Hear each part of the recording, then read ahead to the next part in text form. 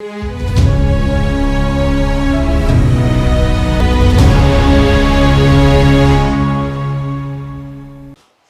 दोस्तों, राजनीति की बातें किताबों की कहानी में आपका एक बार फिर से स्वागत है। मैं हूं आपका दोस्त धर्मेंद्र कंवारी। दोस्तों, वैसे तो समाज की हर इकाई और हर इंसान पूरे समाज के लिए बहुत महत्वपूर्ण होता है, लेकिन अगर बात जाट समाज की जाए तो चार गोत्र ऐसे हैं दोस्तों जो एक दूसरे से इतने गुथे मुथे हैं कि हजारों कहानियां बन चुकी हैं। पुराने रोहतक में दहिया और मलिक और भिवानी क्षेत्र में सोराण और सांगवान गोत्र। एक दूसरे के बिना इनका काम चलता नहीं है और एक दूसरे से प्रतिस्पर्धा आगे निकलने की होड़ इनके पूर्वजों में बहुत पुराने समय से है। आज हम बात करेंगे दहिया वर्सेस मलिक की असली कहानी के किरदार मलिक गोत्र की। पिछले दिनों स्टेज ऐप पर एक सीरीज आई थी दोस्तों, जिसका नाम रख दिया था दहिया वर्सेस मलिक। काफी विवाद हुआ तो उसका नाम बदला गया, लेकिन पूरी सीरीज देखकर मुझे कुछ हासिल नहीं हुआ, क्योंकि उसमें नाम के अलावा कुछ था ही नहीं। बिना वजह विवाद खड़े करके पैसा बनाने की नीयत में आजकल इस तरह की कोशिश की जाती हैं, लेकिन हम पुराने रोहतक की सामाजिक और राजनीतिक यात्रा को समझना चाहें तो इन दो गोत्रों को भी समझना पड़ेगा। चौधरी माड़ू सिंह मलिक के जीवन को भी अगर गहराई से समझना चाहें तो दहिया और मलिक गोत्र के आपसी संबंधों और प्रतिस्पर्धा की कहानी को, उनके पन्नों को खंगालना पड़ेगा। अगर पुराने रोहतक में गोत्रों के वर्चस्व की कहानी खोजनी हो तो सरोखाप के पुराने और जर्जर कागजातों को खंगालना ही होगा। जोगियों और पंडों की पुरानी बहियों को भी पलटना पड़ेगा और समाज में प्रचलित मान्यताओं और घटनाओं के तारों को आपस में मिलाना पड़ेगा। एक बात तो तय है कि पुराने रोहतक में राजनीतिक और सामाजिक उखाड़ पिछाड़ में जोड़ तोड़ की दृष्टि से गठवाड़ा, दहिया, दलाल, अहलावत, काद्याण, जाखड़, मान, रूठी, राहिल, फोगाट, अंटिल, हुड्डा, देसवाड़, चिल्लर, चिकारा और धनखड़ गोत्रों का प्रमुख हाथ रहा है। इन गोत्रों की आवासीय स्थिति की एक विशेषता यह भी है कि एक ही गोत्र के अनेक गांव परस्पर एक दूसरे की सीमा से सटे हैं और इनके मध्य अन्य गोत्री गांव नहीं मिलते। इस प्रकार से गोत्रों में गठवाड़ा और दहिया प्रमुख गोत्र हैं और पुराने रोहतक में इन गोत्रों की आबादी तहसील गोहाना और सोनीपत, जो अब जिला है, में मिलती है। इसके अलावा मलिक, गठवाड़ा गोत्र के कुछ गांव रोहतक में भी स्थित हैं। उपयुक्त दोनों गोत्रों की कहानी से ही चौधरी माड़ू सिंह मलिक के जीवन की कहानी भी जुड़ी हुई है, जिनके बारे में अब अगले कुछ दिनों तक हम बात करने वाले हैं। सबसे पहले बात करते हैं गठवाड़ा मलिक की। दोस्तों, जाट जाति में पाए जाने वाले गोत्रों की उत्पत्ति के संबंध में एक प्रचलित परंपरा है कि प्रत्येक व्यक्ति अपने गोत्र की उत्पत्ति की कहानी किसी अलौकिक दिव्य पुरुष और ऐतिहासिक व्यक्तित्व से जोड़ता है। गठवाड़ा गोत्र भी इसका अपवाद नहीं है। इस गोत्र की उत्पत्ति को खोजते समय सर्वप्रथम इतिहासकारों का ध्यान तुषार और ऋषक गणतंत्र की तरफ जाता है। महाभारत के सभा पर्व में तुषार गणतंत्र के पड़ोसी ऋषक कहे जाते हैं। तुषार और ऋषकों की सम्मिलित शक्ति ने जब बलरव से लेकर थियानचान पर्वत, खोतान, कपिसा और तक्षशिला तक राज्य विस्तार कर लिया था, ऐसा उल्लेख योगेंद्र पाल शास्त्री ने अपनी पुस्तक में किया है। उनकी पुस्तक का नाम है क्षत्रिय जातियों का इतिहास और जाटों का उत्कर्ष। उनके अनुसार कुछ दिनों के उपरांत तुषार शक्तिशाली हो गए और उन्होंने ऋषकों को आत्मसात करने का प्रयास किया, परंतु ऋषकों ने इसका प्रतिकार किया। इस प्रकार दोनों गणतंत्र एक दूसरे के प्रतिद्वंदी होकर पृथक पृथक अपने अपने अस्तित्व के लिए जूझने लगे।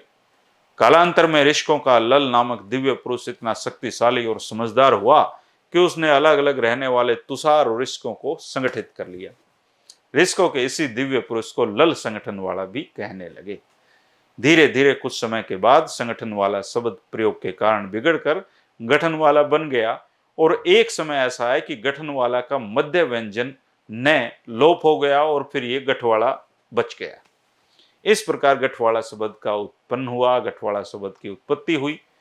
इस मान्यता के पीछे भाषा विज्ञान के आदि व्यंजन लोप और मध्य व्यंजन लोप के नियम अपनाए गए हैं। कुछ इतिहासकार मानते हैं कि तुषारों और ऋषकों का निवास स्थान पश्चिमोत्तर भारत था। जब पश्चिमोत्तर भारत पर मुसलमानों के आक्रमण होने लगे तो तुषार उन आक्रमणों को झेल नहीं सके और उन्होंने मुस्लिम धर्म अपना लिया। ऋषकों ने मुसलमानी आक्रमण का वीरतापूर्वक मुकाबला किया, परंतु अधिक समय तक दबाव को सहन न करने के कारण रिस्कों का दल झंग, मुल्तान, बहावलपुर और बठिंडा होता हुआ हिसार की हांसी तहसील के पास देपल नामक गांव पर अधिकार करके रहने लगा। ऐसी मान्यता योगेंद्र पाल शास्त्री की है। इस प्रकार के विचार जाट इतिहास के लेखक ठाकुर देसराज ने भी दिए हैं। ठाकुर साहब की विचारधारा के अनुसार हांसी के पास देपल नामक स्थान इनका गढ़ होता था। कुतुबुद्दीन के समय में हांसी के जाटों ने अपने को स्वतंत्र राजा होने की घोषणा कर दी थी। आचार्य विष्णु मित्र ने भगत फूल सिंह जन्म शताब्दी स्मारिका में लिखा है कि गजनी से चलकर इस गोत्र का एक दल कालपा गांव में आकर ठहरा, जो गांव बनवासा के समीप पड़ता है। वहां कुछ दिन ठहरकर यह दल छिचड़ाना गांव में आकर ठहरे। छिचड़ाना से चलकर यह दल सीख गांव में बस गया। बाकी ये राजपूताना भाग 3 के लेखक के अनुसार गठवाड़ा देपल पर बहुत समय तक शासन करते रहे। कुतुबुद्दीन के साथ होने वाले युद्ध में इन्होंने यह भूमि भी पराजित होने के बाद छोड़ दी। वहां से रोहतक जिले की गोहाना तहसील में ये आकर बसे और बाकी राजपूताना के लेखक ने गोहाना तहसील के गांव का नाम नहीं बताया। इस कमी को tribes and custom of the north western province and Awadh के लेखक मिस्टर कुरुक ने पूरा कर दिया। उनके कथनानुसार यह स्थान आहूलाना था। चौधरी शेर सिंह मलिक अपनी जीवनी में, जो भैंसवाल गांव के थे, लिखते हैं कि गठवाड़ा गोत्र के आरंभ की कहानी अधम देश, अरावती नगरी, गढ़ बंदरोल, लाधवा, माधवपुर, कोट कहानौर और संबलगढ़, इन 7 गढ़ों में सूर्यवंशी स्रोह निवास व हुकूमत करते थे। बड़ों से हमने यह सुना है कि बाबा बैरीसाल की पैदाइश सबलगढ़ में लल सरोहा के यहाँ पे हुई। सरोहा से 2 वंशावलियां चली, लल सरोहा और बल सरोहा। बल सरोहा से राजपूत था, लल सरोहा से गठवाड़ा वंशी जाट हुए। इससे आगे लिखते हुए ये कहते हैं कि वह बैरीसाल पृथ्वीराज चौहान के साथ अंतिम युद्ध में अपने काफिले के साथ पकड़ा गया था। वह गढ़ गजनी जाकर बस गया। बाद में मोहम्मद गौरी के कत्ल के बाद काफिले के साथ वापस आया और ममराना के यहाँ ठहरा। ममराना बाबा बैरीसाल का लड़का था। ममराना के घर एक बच्चे ने जन्म लिया। वह कार्तिक सुदी 5वीं संवत 945 विक्रमी संवत पड़ता था। बालक का नाम घाटे रखा गया। भाटों की भैया बताती हैं कि घाटे का जन्म सरस्वती नदी के घाट पे हुआ था, इस कारण उनका नाम घाटे रखा गया। उसी से जाटों का गठवाड़ा वंश विकसित हुआ। उपयुक्त मान्यताओं के अनुसार गठवाड़ों का दल गजनी से चलकर भारत आया और यहां आने पर उनको गठवाड़ा नाम मिला।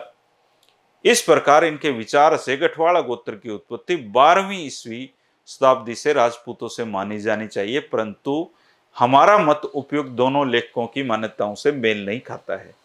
चौधरी माड़ू सिंह मलिक जी के ऊपर जो किताब डॉक्टर रणजीत सिंह ने लिखी है, उनके विचार से गठवाड़ा मूल रूप से भारतीय आर्य थे और इरावती रावी नदी के समीप कठ प्रदेश के निवासी थे। जिस समय सिकंदर ने भारत पर आक्रमण किया, उस समय इनकी राजधानी शांकल होती थी।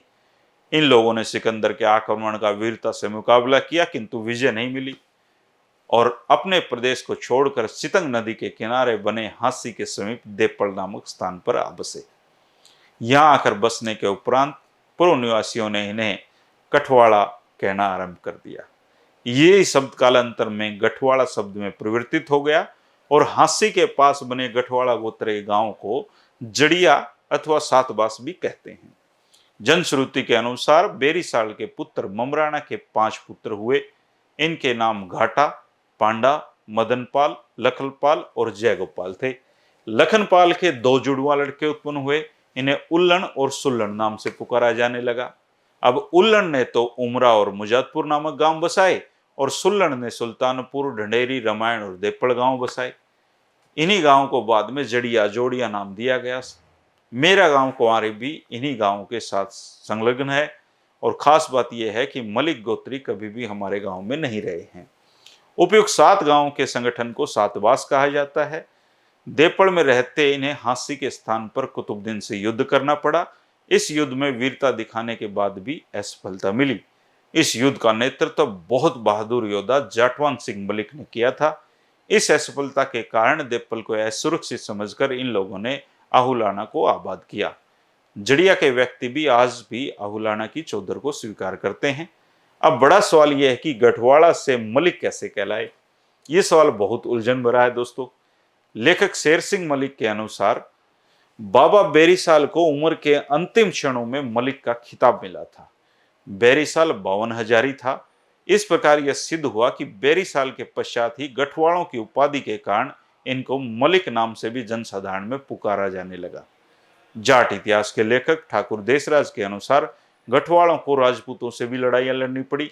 इन्होंने मंदहार राजपूतों के कान तो भली प्रकार ऐंठ दिए थे और यही कारण था कि इनको मलिक की उपाधि मिली। यह सत्य है कि गठवाड़ों का मुस्लिम राजपूत हिंदू राजपूतों के साथ संघर्ष होता रहा है और यह संघर्ष अहुलाना आने के बाद भी निरंतर चलता रहा। इस संघर्ष का संकेत कुरुख साहब ने भी अपनी पुस्तक में देते हुए लिखा है कि कलानौर के मुस्लिम राजपूतों को भी मलिक गठवाड़ों ने हराया था। इसके बाद राजपूतों ने एक कपट योजना बनाकर गठवाड़ों को भोजन के लिए निमंत्रित किया और फिर इन्हें बारूद से उड़ा दिया। इसी से मिलती जुलती जनश्रुति का उल्लेख करते हुए शेर सिंह मलिक ने अपनी जीवनी में लिखा है कि दादा बच्छाराम गांव डबरपुर अपने समय के गोत गठवाड़े मलिक की प्रसिद्ध हस्ती रहे थे। उन्होंने ही चढ़ाई करके कलानौर के राजपूतों को हराकर कोड़ा पूजन, जो एक अनैतिक कर था, उसकी प्रथा का अंत किया था। कलानौर को तोड़ने में बुटाना आदि गांव भी शामिल थे। हिंदू गठवाड़ों ने मलिक की उपाधि धारण करके भी अपनी गणतंत्री प्रथा को नहीं छोड़ा। मलिक उपाधि को नाम से पुरो नहीं लगाया। जिन लोगों ने मुस्लिम राजशाही का रवैया स्वीकार कर लिया, ऐसे लोग नाम से पुरो मलिक शब्द का प्रयोग तब करने लगे थे। अगर गठवाड़ा गोत्र के विस्तार की बात की जाए दोस्तों, तो हरियाणा में सोनीपत जिला, करनाल जिला, रोहतक, पानीपत, जींद और हिसार में मलिक खूब पाए जाते हैं। इस गोत्र के अनेक गांव पूरी आबादी अथवा आधी आबादी के अनुमान के अनुसार उपयुक्त जिलों में फैले हुए हैं। हरियाणा निर्माण से पूर्व 1966 तक जिला सोनीपत जिला न होकर रोहतक जिले की एक तहसील होता था और यहाँ रोहतक और सोनीपत को एक इकाई मानकर गठवाड़ा गोत्रों के नाम अगर लिखे जाएं तो वो कुछ कुछ ऐसे बनेंगे, जैसे जिला रोहतक में छिचराना, छिचराना खेड़ी, आहुलाना, मदीना, मिर्जापुर, खेड़ी, आंवली, भैंसवाड़, बिलबलाल, महारा, रुखी, खेड़ा, ईसापुर खेड़ी, जसराना, बिगल, खानपुर, गामड़ी, न्यात, व्यासी खेड़ा, सरगथल, मोखरा, टुराली, पीपली खेड़ा, बघान, डबरपुर, मढ़ाना, दुधलाना, सरढाना, तेवड़ी, तिहाड़, महमूदपुर माजरा, सलारपुर माजरा, पिनाना, व्यावीर, कलावड़, अटायल, गांद्रा, कारोर, डाबोदा, मलिक आदि गांव हैं। ये जिस प्रकार सोनीपत पहले रोहतक की तहसील थी, इसी प्रकार पानीपत भी इससे पहले करनाल की एक तहसील थी।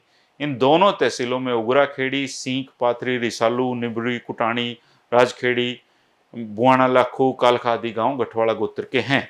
जींद में कुरड़, उझाना, एचरा कला, छान्या, आंवल, रोजल, श्यामलो, गतौली 12 गांव मलिक यानी गठवाड़ों के हैं। कोई छूट गया हो तो आप लिख देना कमेंट में। हिसार में उमरा, सुल्तानपुर, देपड़, रामायण, ढडेरी और मुजादपुर गठवाड़ा गोत्र के गांव हैं। हरियाणा प्रदेश से बाहर उत्तर प्रदेश में गठवाड़ों के अनेक गांव पाए जाते हैं। जिला मुजफ्फरनगर में इनकी सर्वाधिक संख्या है। मैंने कुछ नाम जुटाए हैं कि मुजफ्फरनगर जिले में लिसाड़, हसनपुर, बुरटाड़ी, काबटोड़, झाल, झलपा, भरावड़ी, लाख, माजरा, करोदा महाजन, खरड़, कुराबा, फुगाना, खेड़ा मस्तान, बादशाहपुर, खिजरपुर, सरनावली, सुन्ना, किबाणा, मतनावली, मकुलपुर, कुडाना, कुरमाली, नगली, गौरपुर, मोहम्मदपुर, कीसगढ़, जागाहेड़ी, पिन्ना, काजीखेड़ा, गोयला, सिया जट्टी, माधवपुर, कितास, बदाईकाड़ा, खरजाखेड़ी, बरला, फीमपुर, जोधपुर, सोजने आदि गांव हैं। बिजनौर में गाजीपुर है, सुंदरपुर है, रावणपुर, धोकलपुर, मीरपुर, रहेटी व जिला मुरादाबाद में लोधीपुर और मेरठ था। गाजियाबाद में हिसावदा, गठीना, चांदनहेड़ी, सिलाना, कसरेली, पसवाड़ा और बहेटा आदि गठवाड़ों के गांव हैं। मोटा मोटा हिसाब से अगर कहें तो गठवाड़ा गोत्र के भारत में 1440 खेड़े होते थे। गठवाड़ा गोत्र के संबंध में प्रसिद्ध है कि एक धोती 100 गोती, एक धोती 100 नाती। गठवाड़ा गोत्र के व्यक्ति भाईचारे में बड़ा अटूट विश्वास रखते हैं और गठवाड़ा मलिक गोत्र की एक अनंत विशेषता यह है कि इस गोत्र के लोग एक शीर्षस्थ पुरुष को पगड़ी बांधकर दादा की पदवी देते हैं।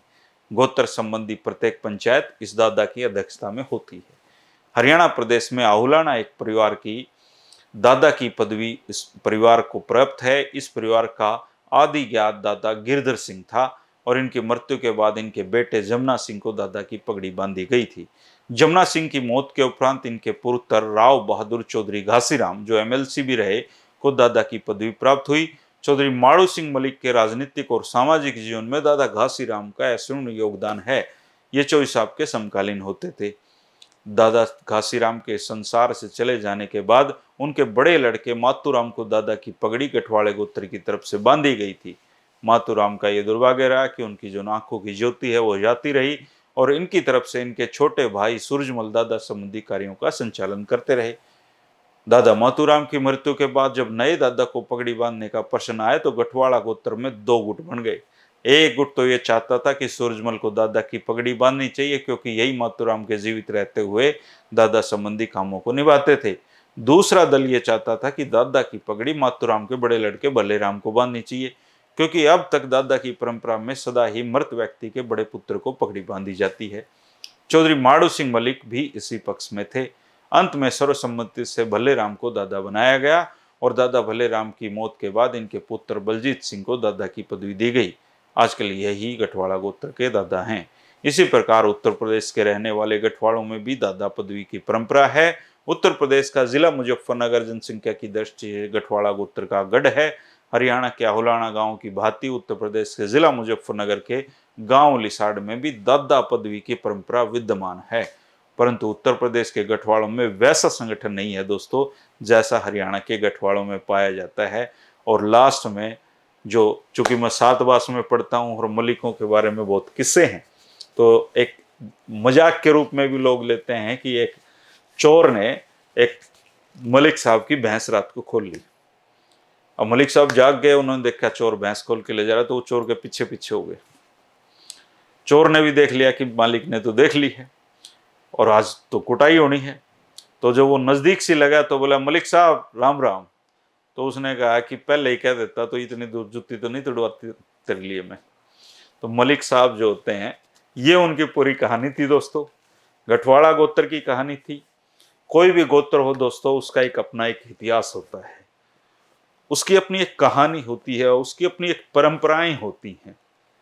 और जब तक हमारे जो पीढ़ियां हैं इन परंपराओं को जानते रहे, तब तक हमने बुजुर्गों का भी सम्मान किया, गोतनाथ का भी किया, गांव गवांड का भी किया। और जैसे जैसे हमने अपने परंपराओं को छोड़ा, हम आधुनिक बनते चले गए और फिर हमारी जो अच्छी परंपराएं थी वो भी पीछे छूटती चली गई। कोई भी जो सामग्री होती है दोस्तों इतिहास की, वो अपने आप में कंप्लीट नहीं होती है, उसमें हमेशा सुधार की कुछ गुंजाइश है। मुझे जितनी सामग्री मिली गठवाड़ा गोत्र के बारे में वो मैंने बता दी। आपके पास कोई ऐसी जानकारी है या कोई गांव मेरे से छूट गया हो जो गठवाड़ा मलिक गोत्र का हो और ना लिखा गया हो, ना बताया गया हो आपको, तो आप उसको कमेंट करके बता दें। कोई और सुझाव है, कोई अच्छी जानकारी है तो जरूर कमेंट करें दोस्तों।